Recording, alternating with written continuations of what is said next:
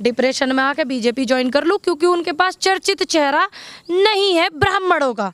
ये बात मेरे सामने एक बंदा लेकर के आया मेरे घर पे 5 तारीख 7 तारीख को आया था। वो परिषद गाँव कोई सा परिषद वरिषद चला है, सा परिषद है, उसने कहा ब्राह्मणों का चेहरा चर्चित चेहरा नहीं है बीजेपी के पास, आप जुड़ जाइए, आपका सम्मान होगा, ये होगा, किसानों ने आपको अपनाया नहीं और आपके साथ बदसलूकी करी 5 तारीख में। ये पूरा रिजल्ट 13 तारीख के बाद मेरी समझ में आ गया, क्योंकि फिर उसका 13 तारीख को भी फ़ोन आया मेरे पास, ठीक, कि बहन जी अब देख लो आपके लोग आपको छुटला रहे हैं, अब आप वहाँ जाइए जहाँ सम्मान है। इसका मतलब यह है ताकि मैं मानसिक रूप से पीड़ित हो जाऊँ। वहाँ से भी ऑफर आ रहे हैं आपको बीजेपी से, तो आप इस चीज़ को क्या कहोगे?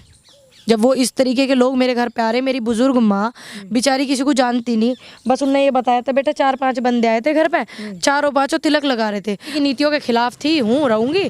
लोगों को इस बात की बड़ी तकलीफ हो रही कि ये क्यों किसानों के साथ रह रही, क्यों इतनी वो कर रही। कट टू कट बताइए कैमरे पर कि वो जो बीजेपी वाली बात थी जो वायरल हो रही सारी चीज़ें, वो सही है या गलत है?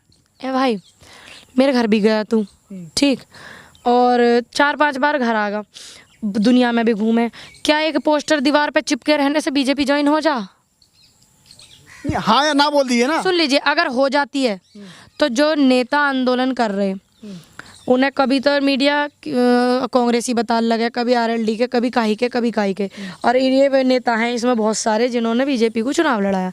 तो क्या मैं ये मान लूँ कि ये बिल इसीलिए वापस नहीं हो रहे, ईमानदारी से हमारा काम नहीं कर रहे? मैं भी मान लूँ है? अब एक बात बताओ, आप मेरे गांव में आए हो, मेरे गांव में एक लड़का बीजेपी सपोर्टर था, अब मेरी कल को उसके साथ फोटो वायरल हो जाए, मेरा गांव का भाई लगा मेरा, तो वो बीजेपी का कुछ बन जा और मेरी उसके साथ फोटो वायरल हो जाए तो मैं बीजेपी की हो जाऊंगी? आने वाले समय में नेताओं से मिलने के लिए बीजेपी के दफ्तर जाओगे, जब सरकार इनकी अभी 1 साल तो 8 महीने तो बची रही यूपी में, किसके जाओगे? तो अब इसके बाद भी आप किसान आंदोलन में जुड़ी रहेंगी? जुड़े हुए हैं हम, तो हमारी पंचायत है, क्या टेंशन ले रहे हो?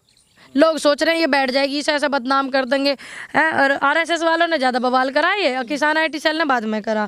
और ये भी चेक कर रहे ना किसानों की तरफ से किस किस लोगों ने ऐसे बयान दिए, ये आरएसएस वालों ने पहले ज़्यादा करा ताकि मैं दबाव में आके डिप्रेशन में आके बीजेपी ज्वाइन कर लूँ, क्योंकि उनके पास चर्चित चेहरा नहीं है ब्राह्मणों का। ये बात मेरे सामने एक बंदा लेकर के आया मेरे घर पे 5 तारीख 7 तारीख को आया था। वो परिषद गाँव कोई सा परिषद वरिषद चला है, ये हिंदू परिषद जन कौन सा परिषद है, उसने कहा ब्राह्मणों का चेहरा चर्चित चेहरा नहीं है बीजेपी के पास, आप जुड़ जाइए, आपका सम्मान होगा, ये होगा, किसानों ने आपको अपनाया नहीं और आपके साथ बदसलूकी करी 5 तारीख में। ये पूरा रिजल्ट 13 तारीख के बाद मेरी समझ में आ गया, क्योंकि फिर उसका 13 तारीख को भी फ़ोन आया मेरे पास, ठीक, कि बहन जी अब देख लो आपके लोग आपको छुटला रहे हैं, अब आप वहाँ जाइए जहाँ सम्मान है। इसका मतलब यह है ताकि मैं मानसिक रूप से पीड़ित हो जाऊँ। वहाँ से भी ऑफर आ रहे हैं आपको बीजेपी से, तो आप इस चीज़ को क्या कहोगे? जब वो इस तरीके के लोग मेरे घर पे आ रहे, मेरी बुजुर्ग माँ बेचारी किसी को जानती नहीं, बस उनने ये बताया था बेटा 4-5 बंदे आए थे घर पे, चारों पाँचों तिलक लगा रहे थे। मान लीजिए कोई एक बंदा शौकीन हो सकता है तिलक का, 2 हो सकते हैं, अब 4-5, मेरी मम्मी किसी को जानती नहीं, उसने बताया चारों पाँचों ने तिलक लगा रखा था। तिलक ज़्यादातर तिलक जो लगाते हैं इन्हीं के लोग लगाते हैं, वैसे लगाते हैं, लेकिन 4-5 मेंबर ही शौकीन नहीं हो सकते, जहाँ तक मैंने अपना दिमाग चलाया। तो बाकी ये सब चीज़ें चल रही, और लेकिन मैं बीजेपी की नीतियों के खिलाफ थी, रहूँगी। लोगों को इस बात की बड़ी तकलीफ हो रही कि ये क्यों किसानों के साथ रह रही, क्यों इतनी वो कर रही, किसान इसको क्यों प्यार कर रहे, ठीक। उसमें हमारे जो बॉर्डर पे बैठे नेता थे, उसमें जो युवा साथी थे, उन्होंने अपना पेशेंस बहुत जल्दी खो दिया। मैंने खोया नहीं, 10 महीने से मेरे को रोक टोक ये वो बदतमीजी करी जा रही।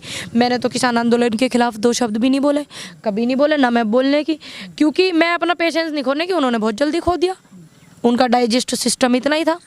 कुछ ही समय के बाद चुनाव है यूपी में, हाँ जी। किसका पलड़ा भारी लग रहा है आपको, क्योंकि आप तो जगह जगह घूमती रहती हैं? किसानन का लग रहा, जिधर किसान जाएगा उधर मुख्यमंत्री बनेगा। किधर ज्यादा दिख रहा है किसान?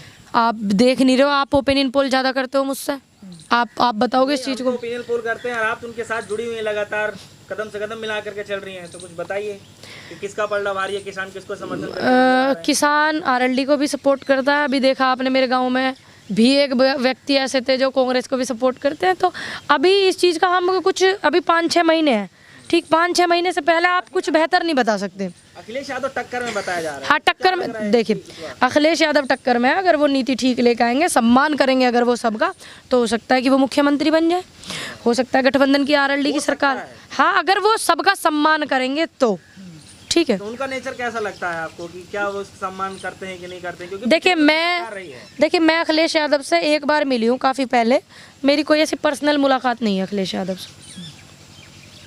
और एक तो सवाल जब तो हमारी ये रहेगा कि आप पर्सनल लोग मुलाकात आप जब हमारी पर्सनल मुलाकात होती है तो हम ज़्यादा थोड़ा सा जान पाते हैं किसी नेता को या किसी व्यक्ति को कि वे पर्सनल मुलाकात हो गई, व्यवहार कैसा है, बात करने का तरीका कैसा है, तो जान पाते हैं। बहुत पहले मैं उनसे एक बार मिली थी। लेकिन नाराजगी आप लोगों की बीजेपी के खिलाफ ही है। हाँ जी है, नीतियों के खिलाफ है, नौकरी ना, बालक परेशान हो रहे, इनके खिलाफ है। 5 पैसा किलो गन्ना पे बढ़ाया, तुरंत 42 रुपए किलो चीनी कर दी, 2100-2200 का कट्टा कर दिया चीनी का। क्या किसानों को फायदा? चीनी किसान के घर में ना आती। फिर चलिए।